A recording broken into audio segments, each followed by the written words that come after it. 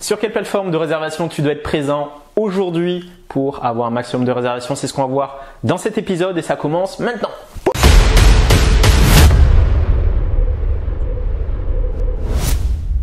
Salut, c'est Mathieu, créateur du mouvement des super hôtes, et dans cet épisode on va voir quelles sont les plateformes de réservation sur lesquelles tu dois être présent aujourd'hui en 2019. Mais avant ça, si tu souhaites avoir un maximum de réservations et automatiser à 100% tes locations, clique sur le bouton s'abonner et sur la cloche pour être sûr de ne rien manquer.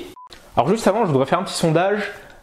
Indique-moi en commentaire les plateformes de réservation sur lesquelles tu es présente. Donc tu laisses un commentaire tout de suite et tu indiques voilà, sur quelle plateforme tu es présent aujourd'hui.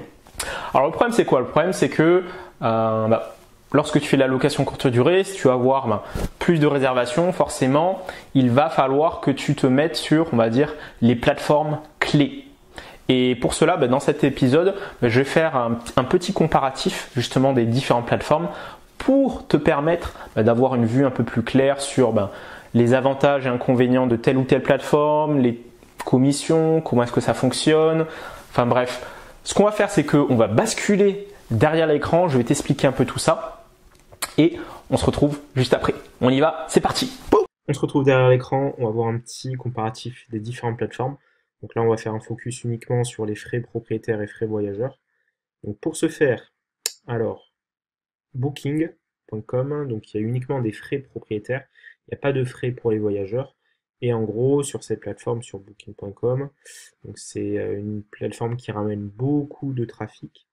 Et derrière, voilà, sa notoriété, on n'a plus on va dire, à en parler, puisque voilà, ils sont vraiment présents partout. Donc ils génèrent beaucoup de trafic. Donc c'est une des plateformes clés aujourd'hui pour derrière performer en location courte durée. Donc si t'es pas sur Booking, il faut absolument que tu sois dessus. Donc 17% de frais propriétaires. Je sais que ça a augmenté même un peu récemment, je crois que c'est passé à 18%, parce qu'il y a eu un changement au niveau de la gestion des paiements. Et il n'y a pas de frais pour les voyageurs. Ensuite, Airbnb. Donc Airbnb, plateforme voilà, très connue aussi.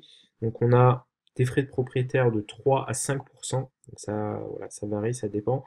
Et également des frais de voyageurs de 6 à 15%. Donc, ce qui se passe, c'est que pour le proprio, on va dire, par exemple, si on met un prix de base à 100 euros sur Airbnb ou Booking, en tant que proprio, on est un peu plus gagnant sur Airbnb, mais il faut savoir que le voyageur, il va payer plus, on va dire, étant donné qu'il y aura, on va dire, des frais de voyageur, en fait. Donc ça, il faut avoir ça en tête, c'est-à-dire que si on regarde le prix final, par exemple, à 100 euros, si on met 100 euros sur Booking ou Airbnb, au final, on gagnera un peu plus sur Airbnb, mais le client paiera un peu plus sur Airbnb. Donc c'est un peu le comble.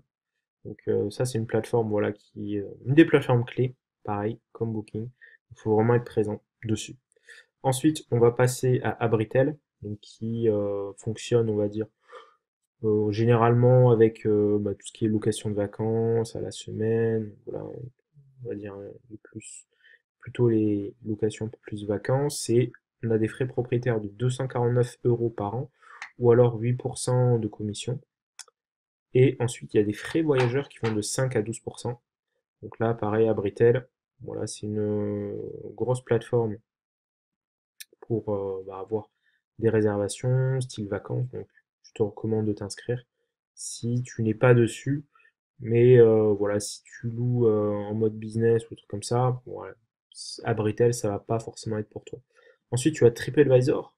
TripAdvisor qui est sympa aussi et qui va te permettre derrière de toucher, on va dire, un autre type de clientèle. Et on a des frais de propriétaire de 3% et des frais de voyageurs de 8 à 15%. Et enfin, Expedia. Donc là, il y a uniquement des frais propriétaires et ça va de 15 à 18% de commission par réservation. Donc voilà, c'est une plateforme clé aujourd'hui et je te recommande vraiment d'être présent sur Expedia. Donc pour moi, la priorité aujourd'hui, si tu souhaites faire de la location courte durée, concentre-toi d'abord pour t'inscrire sur Booking, Airbnb et Expedia. Et une fois que tu as optimisé tes taux de conversion, tes taux de clics, là tu peux passer aux autres plateformes. Mais je te recommande de voilà, concentre-toi et mets tout ton focus sur ces 3 plateformes. Donc voilà pour ce qui est de ce tuto, on se retrouve derrière la caméra.